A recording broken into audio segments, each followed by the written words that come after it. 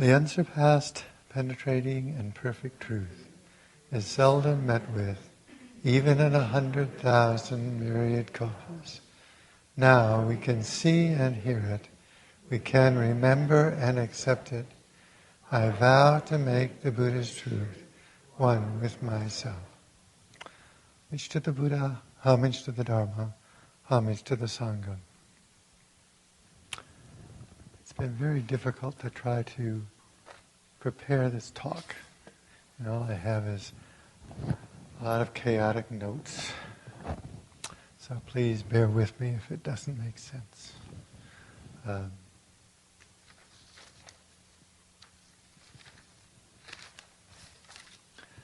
One of the difficult things is that I can't tell in my own mind what's my thoughts and what I've learned from Reverend Master Jiyu. And to try to separate out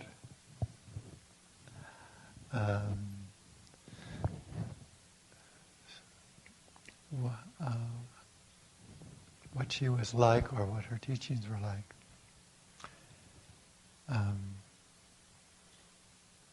It doesn't really make any sense to me to try to separate them. I think what I want to emphasize is what she called becoming a spiritual adult, and her using spirituality as a measure of adult responsibility. And that responsibility is the ability to respond to the stillness, to return to the stillness, to find a refuge, to listen to that still small voice.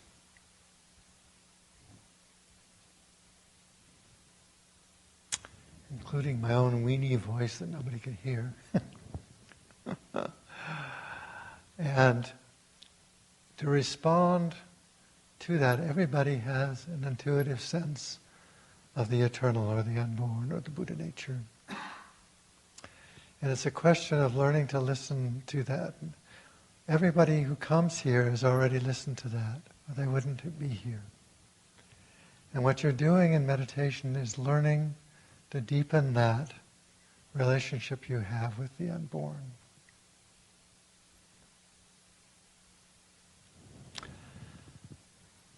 When Reverend Master at age 38 went to the Far East and became a Buddhist monastic, she was in one of those very difficult situations where the cultural assumptions between people are very different from Japan and Britain in many ways. And very early on, she has this quote. I'll read this quote from the Wild White Ghost. It says, "My brain rocks and there is no one I can talk to except Reverend Ichiro, who never comes at all, and Reverend Hajime, who finally got me in here, and with whom I can communicate on paper.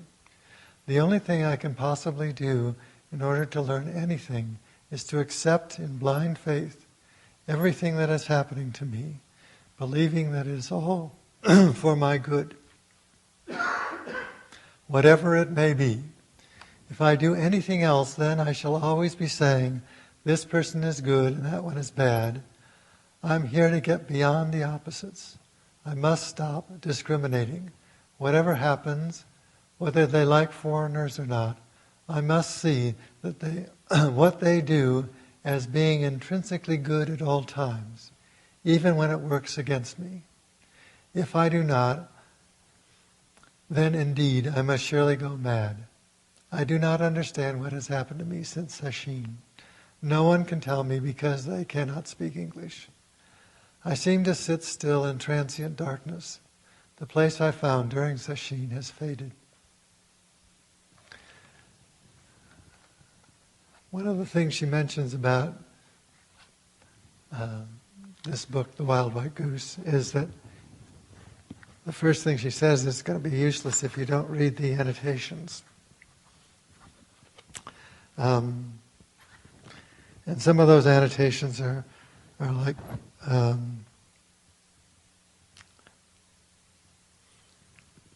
pointing out exactly what she was doing, what kind of mistakes she was making. This is wrong thinking. This is wrong speech. It is wrong to think like this of others. There's this lovely one that says, wrong thinking even if true. And there's genuine humility in how she writes this book, because she's writing a good almost 10 years after she left Japan, and 5 or 10 years, and she's looking back and seeing what her mind was doing and what she was doing and saying, and looking at it from the point of view of somebody who has stepped back a little and sees the mistakes that she was making, and is encouraging people not to have to make the same mistakes. And this is an essential part of the other aspect I want to talk about her, is that she embodied the 4 wisdoms of charity or generosity, tenderness or compassion, benevolence or skillful means, and sympathy and sympathetic joy. And she embodied them in the context of her daily life.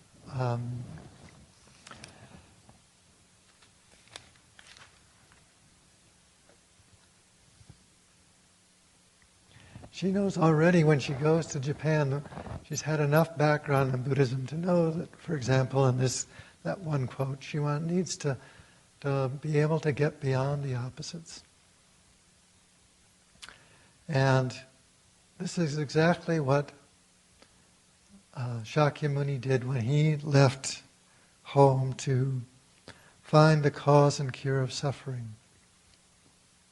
He realized that he needed to find some way of answering this fundamental problem that confronts all beings, and that is that there is difficulty, whether it's illness, old age, death, or whether it's just now wanting to get out of bed in the morning, or eating too much food, or having somebody say something that causes you to get upset. The spiritual transformation that allows suffering to end is a change in perception. It isn't that the events of life change, it's how we perceive them. And Reverend Master's willingness to look at herself in the midst of this difficult situation and see that she has to change how it is that she sees what's going on. If we understand that the law of karma is there not to punish but to teach, then all of the things that happen to us, in fact, are happening for our good. With the ideal comes the actual. Well, that also means with the actual comes the ideal. There's something very important for us to learn from everything that causes us to experience suffering. And this is what Reverend Master was teaching us to do in our meditation. This is what it is to be a spiritual adult, is to take whatever happens to us, take the circumstances of our lives, and see what it is that I have to do to change myself, rather than to get rid of the circumstances or change the external, make the external world be something that I want it to be. We first have to see what it is that we have to do about ourselves individually.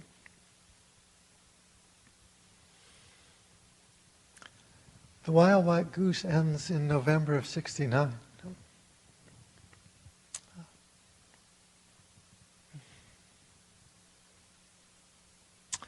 Very difficult.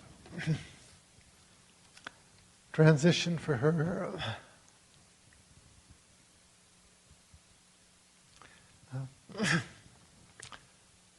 To leave Japan and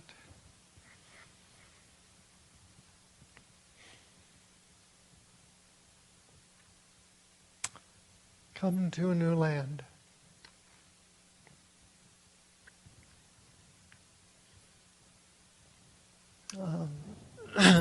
I met her about 2 or 3 months later. I was living in San Francisco and I had just lost a job, which is a real major blow to my ego. And I was wandering around. I'd been meditating for a couple of years, and I was wandering around San Francisco one day and came across Zen Center, and I hadn't gone into Zen Center. I had been reading a lot about Buddhism, but hadn't ever actually gone to a Zen Center. So I went up to the door, and there was a sign on the door saying, "Go away. We're closed for sesshin. You can come back in a week." And I got about half a block away, and I remembered this story from Kafka where the man from the country comes to the gate of the law, and the door's open, but this guard is really fierce and mean, looks somewhat like Reverend, the picture of Fudo-myo or Achalanatha there in the corner of the room. And the man gets scared away, and every time he comes up, the guard explains to him that there's 1,000 doors after you have to go through once you pass through this one, and each one has a guard that's even fiercer and meaner and uglier than I am. And the man keeps getting scared away, and finally he's about to die. And the guard comes over and says, this door was meant only for you. So I decided I better go back and try again. So I go around to another door, this is the basement door, and knock on the door, and somebody answers, and I'm allowed to go in, and they were having tea and cookies, and I sat in the back of the room. I couldn't hear much of anything, but I was told the next day that I could come back the next day for morning meditation at 5:30. So I came back, and at the end of that, it was announced that Kennett Roshi was giving a lecture that week. So I had no idea who Kennett Roshi was, but I went to the lecture, and she talked about a number of things, one of which was that I realized now after rereading The Wild White Goose was so important, was that she talked about the fact that there wasn't any conflict in Japan between the sects, between Rinzai and Soto, and how if Koho Zenji found one of his disciples that might be better off in Rinzai, he would call up a Rinzai master that he respected and send him over there, and vice versa. And one of the problems she had in Japan was the British thinking that Rinzai was better than Soto, and that there was some sort of conflict between the two, and it caused a good deal of difficulty for her and Koho Zenji, because Koho Zenji had been asked by some Britons to send them a Roshi, and he said, "Oh, I've got one for you, one of your own." And they didn't want her. And in Japan, culturally, if one Japanese person would speak like that about another Japanese person, it meant that the person had committed some sort of crime or had done something totally unacceptable, and would not be trusted. And so it was really confusing for him to have British people talk about another British person and put her down. And in Britain at that time, there was this cultural transformation taking place between having had an empire and losing that empire. And it was the time when this book called One-Upmanship was written. And there was an awful lot of that going on in order for the culture to try to make this adjustment. from a very strong place in world politics to being a small island in the North Atlantic and not feeling very good about themselves. And so she was talking about the fact that there wasn't a competition here, and that Buddhism wasn't necessarily what was being perceived by Western people. And then she told a story about compassion. And it was about a commandant of a prisoner of war camp in southern Germany during World War II, and he was an SS officer. She had no love for the Germans because she lived through World War II in the south of England, where there was an enormous amount of bombings. One night she was walking along the seafront, and somebody threw her down against the seawall, and a German plane the bullets went right across above them.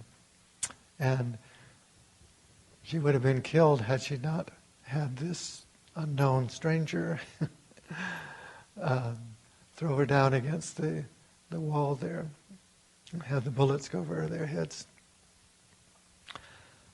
So she was telling the story about this SS officer whose job it was to mete out punishment for people who were convicted of espionage. And they'd already been convicted, and his job was to decide what should happen to them. And so he gave people a choice. They were brought in, and he had two doors behind his desk. One, they were both painted black, and he pointed to one and gestured over his shoulder and said, "This is the firing squad." He pointed to the other and said, "I can't tell you what this one is, but you get your choice." And what occurred to me at the time was, well, the Germans were pretty good at torture and things. I can imagine what some sort of horrible tortures awaited one behind that other door. But she explained that he had a car with its engine running, willing to take anyone across the Swiss border who had the courage to take it. And she said, this is Zen training. It's the courage to go beyond your fears, step off into the unknown.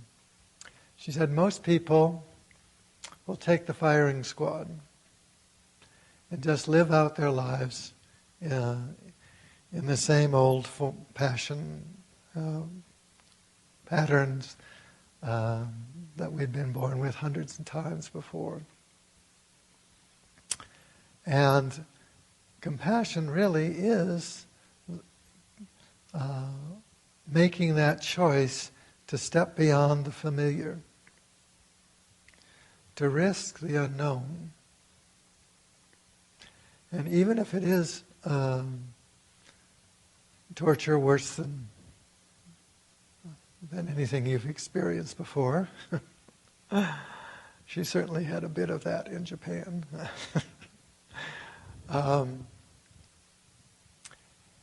You can use that suffering to find compassion, because it's only within the midst of that suffering, in the midst of our willingness to turn inward and find compassion, that we are able to grow, because we don't get rid of the circumstances in this lifetime that cause us to experience suffering, but we have to change how it is we look at them. So there was another door that I had to go through there. The next day I happened to be out shopping. Well, actually she had tea afterwards and was talking about her looking for a place to settle. And I was encouraging her to think about coming to California.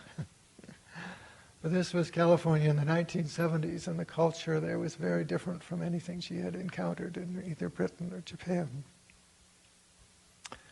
And in any event, the next day I was in Golden Gate Park, and I thought to myself, I was about to go for tea in the tea gardens, and I thought, if I go in there, that lady's going to be there. maybe I better go somewhere else. So I went across the street and I went into the Arboretum, and I was feeling very strange. I don't know what was going on, but I lay down for a few minutes on the grass, and I must have been there for, I don't know, could have been 5 minutes, could have been a half an hour. But I looked up, and the first thing I saw was that she was walking directly towards me. And I thought, oh, okay, I give up. I don't need another 2x4 over the head to get my attention. So I went up to her and asked if I could talk to her, and made an appointment to see her, and I went over a couple of days later, and I talked about my situation, and she helped me with meditation, because I had been sitting for a couple of years but without a teacher. And then she said, oh, well, we're doing Jiyu-Kai in a couple of weeks, come on over for this. And I said, oh, okay. I had no idea what Jiyu-Kai was.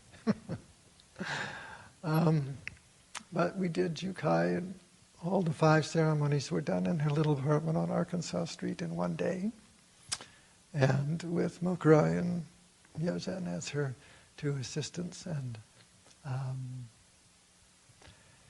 it's a form of, it's symbolic of the generosity of the fearless giving out the teaching that I was so struck by, because they were doing Jiyu-Kai down at the bishop's office. Only within the last 10 years was the first time they did Jiyu-Kai. They had no idea that she had been doing Jiyu-Kai since 1970. And she was just willing to give out this is the most important thing, the giving out the teaching, giving people the precepts, being willing to just step right up, and having the courage of her convictions to just to say things as they were. And she had to go to England after that, and when she was in England,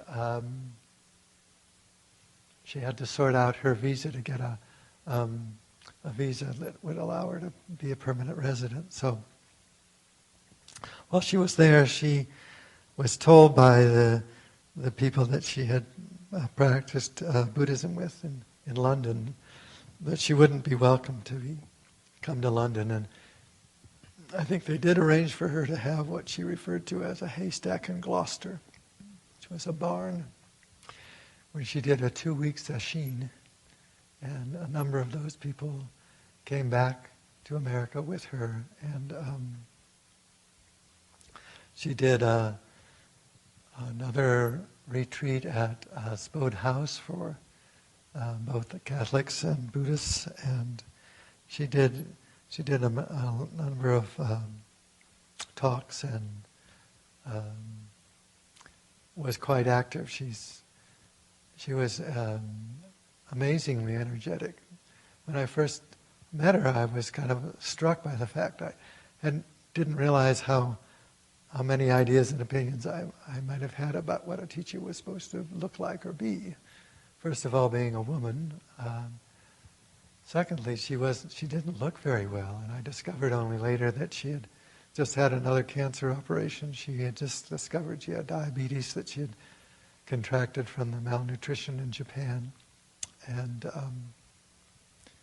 she wasn't in very good health. She had a heart condition that hadn't been dealt with in Japan, and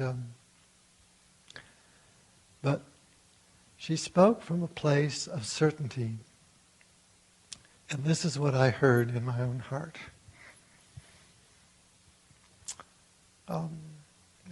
She spoke from a place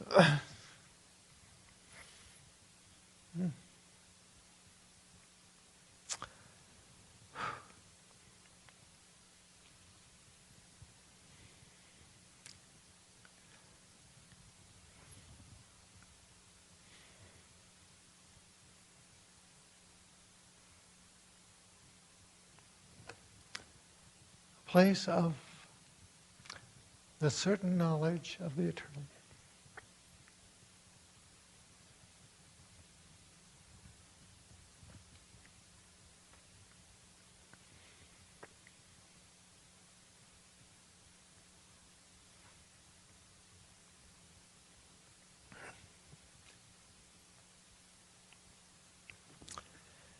have to bear with me. This is, again, a very difficult talk to do.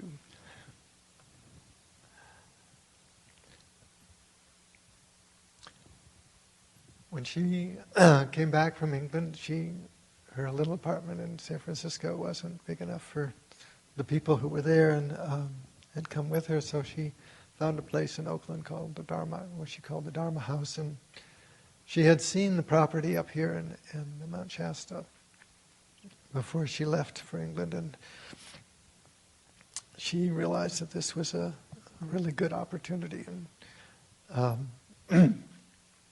so by the end of November, she had managed to incorporate the Zen Mission Society and to make the arrangements to buy this property, and they moved up in November of 1970. I had moved out of San Francisco at that time and was kind of waiting actually for her to get this place. And when I found she had bought the place, I came up in December and made arrangements to move in January. One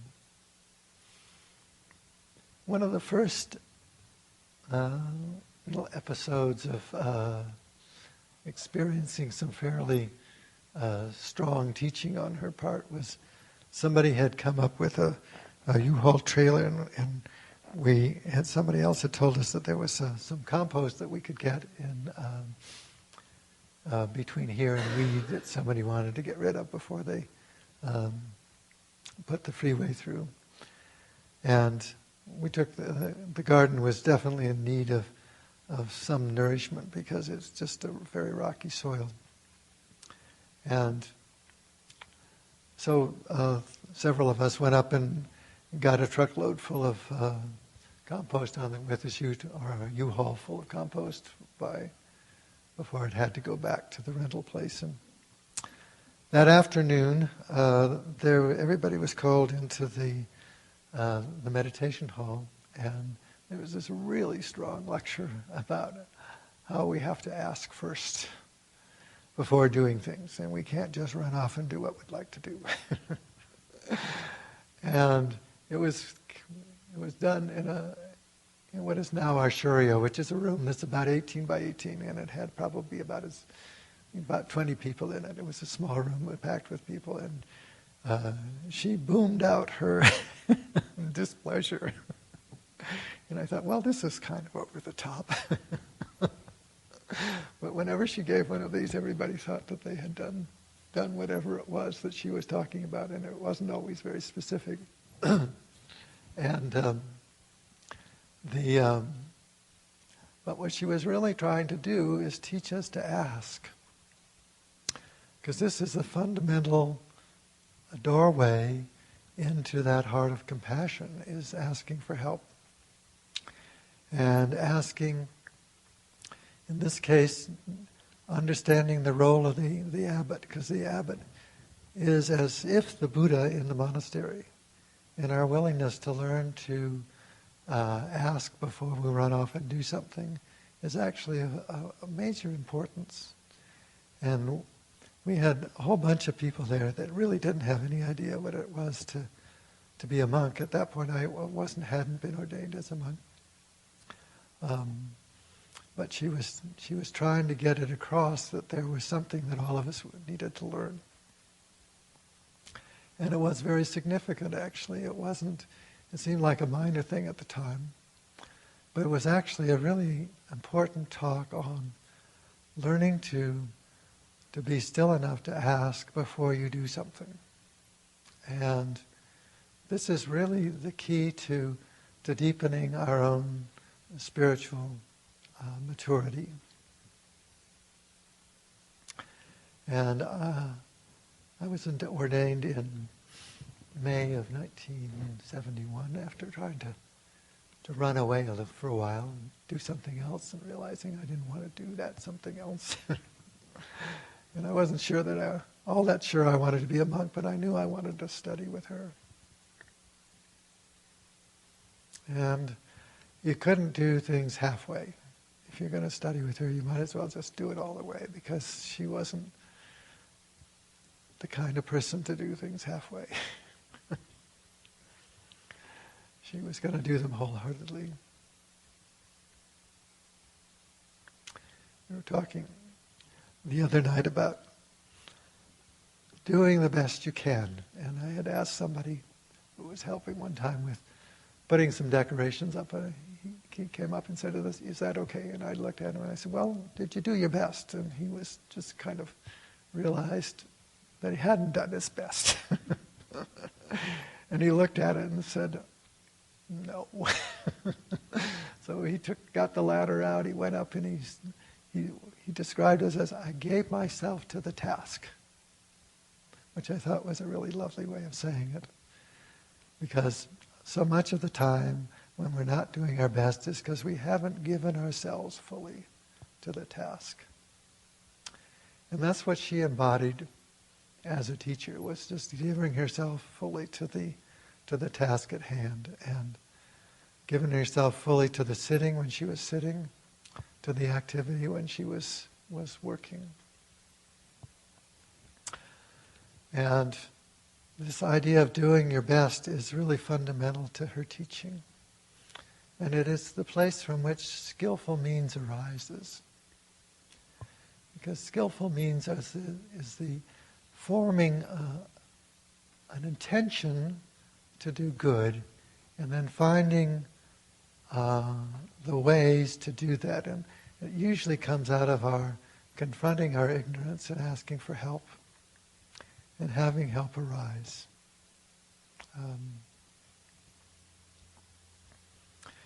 She had written what is now published as Selling Water by the River, and they were her introduction to Zen training, plus the translations of Dogen and Keizan, and at that time it also included the ceremonial that she had translated.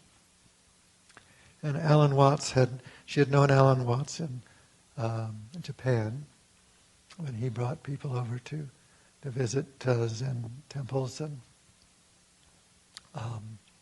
he arranged with his publisher, Pantheon, to publish this book. And Pantheon agreed to publish it, and they also were working with Allen and Unwin, publishers in England, and so they were going to have Allen and Unwin publish it over there, and they would publish it in America. And the Rev Master signed the contract that they had given her, and they sent the manuscript to Allen and Unwin, and Allen and Unwin sent it to their Buddhist readers, which included some of the people who were not at all happy about having Reverend Master Jiyu come back to Japan, from Japan to England. So about a year later, a reject notice was sent to Umpukaji from the British, saying they didn't want her book. And when Pantheon found out about it, they were quite upset. But it meant that her book didn't get published for about 18 months after they first signed the contract, because of what was going on with Ellen and Unwin and the British Buddhist readers there. And she recognized another facet of the problem of trying to function in England. She had done what the British considered going native, and it was simply unacceptable for somebody to take Buddhism that seriously and to actually go to the East and shave your head and wear robes and basically act as if you were Japanese or Sri Lankan or you had grown up in a Buddhist country. You were supposed to not do that. So that was a major factor in her decision to become an American citizen. And in 1975, right after she became an American citizen, she wrote an article called "The Cost of Reality." And I'm not going to read the whole of that article, but I'm going to read a couple of excerpts. It's about having to give up her country in order to really practice. She says in here, "The first time I left England, I left her in anger. Now I leave her in sadness, but with the hope that what I have brought back from the East may, in years to come, be the seed of Buddhism in England."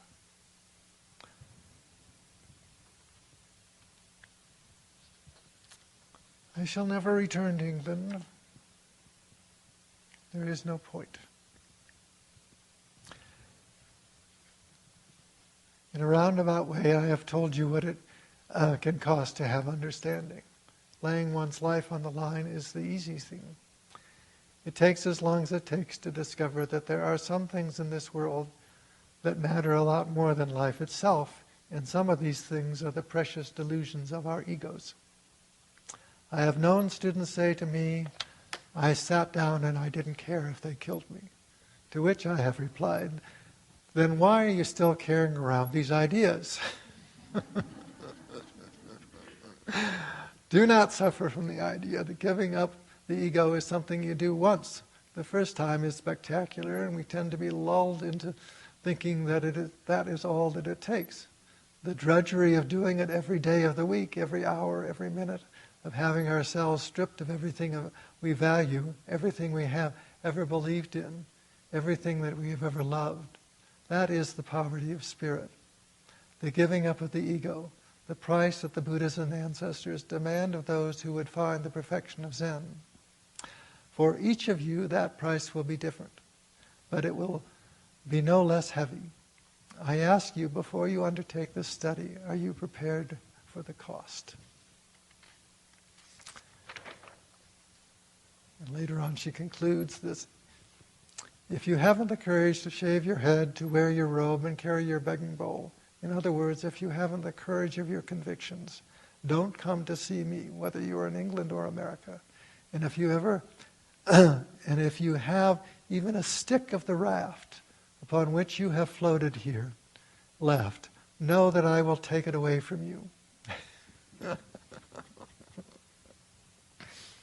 For there's no way that you can know the immaculacy of understanding whilst even a shred of safety remains. Know this well. Study it in detail.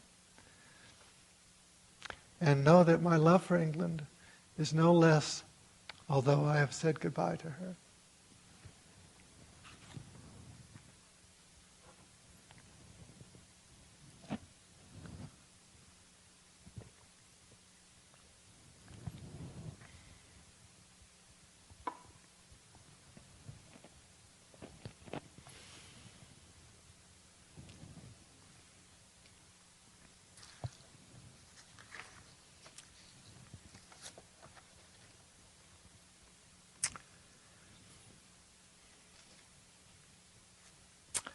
There's a whole lot more I wanted to say.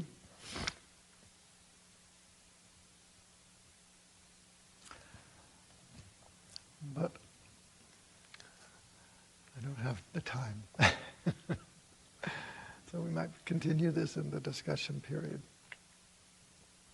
But she continued the Cost of Reality article in 1989 after she had been criticized for publishing How to Grow a Lotus Blossom, which included a lot of her visions and the depth of spiritual understanding about the precepts, which to my mind is the most incredible description on a spiritual level of what those precepts are pointing to, that she discovered as a result of her experience there. And she was willing to publish it knowing that it was going to be criticized, and but the reality is that she was in a line of Buddhist monks and teachers who have very deep religious experience as a result of their training. And she wanted people to know that this was not an unusual thing. And she put up with a lot of stuff from us, mostly because we hadn't learned to let go of our ideas and opinions and realize that that was really the source of our suffering. And the incredible willingness on her part to just step up and speak from her heart and open her heart. And this is why why this place has been successful, is because what she offered was this bodhisattva of mind, the willingness to put the good of others ahead of your own well-being or your own enlightenment. And she embodied that wisdom, that compassion, that generosity of spirit, the fearlessness to say what she knew to be true for herself. And she saw the Buddha nature in all of us and respected us and expected us to live up to that. Not all of us could, and we couldn't do it all the time. Even plenty of times when we were not able to do that. And but she had space there for that too.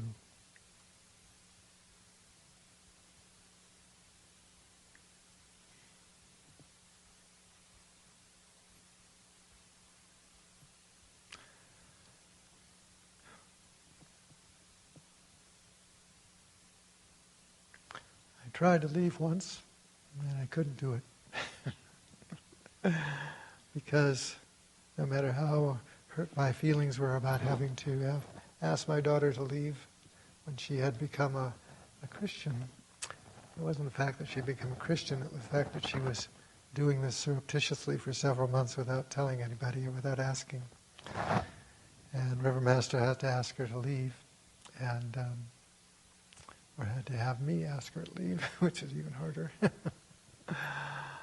And that was the impetus that she used to start the Shasta Abbey school, because my daughter had been subject to the proselytizing of the Christians in her school here. And but that's one of the, whatever you cherish the most is something that you have to let go of. And that was something I needed to let go of. The thing that helped me most spiritually was one time when she asked me to do something that was just physically impossible. You know, she wanted this government document filed within 24 hours. Well, it would have been 100 pages of typing. And it was, but I wasn't going to argue with her. I just said yes. And then I had to spend the next week having this kensho.